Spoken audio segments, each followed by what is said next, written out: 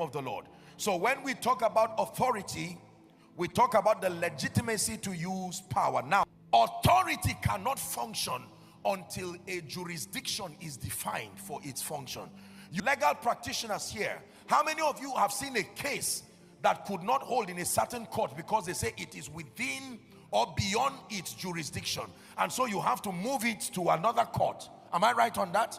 Listen, I'm going to be reading for you man's jurisdiction, because you do not have power and authority everywhere. This is one mistake people make even in the place of prayer.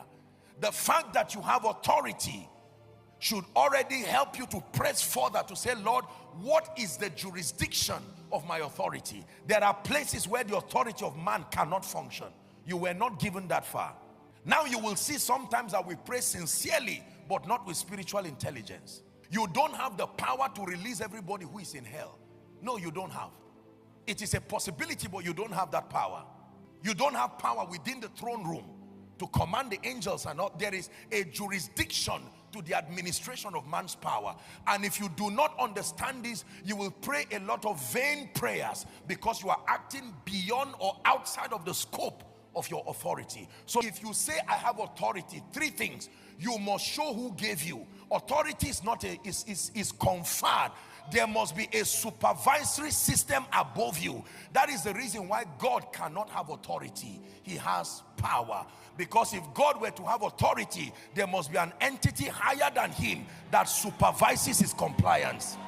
God gives authority, but God does not have authority. The Bible says he searched for who was greater than him, so he will swear by, and not finding any, he swore by himself. Anybody who says I have authority, one, you must show the government and the supervisory system that mandated you. Number two, you must define the jurisdiction wherewith that authority functions. In fact, did you know that a medical practitioner in Nigeria cannot go overseas to America and just begin to practice?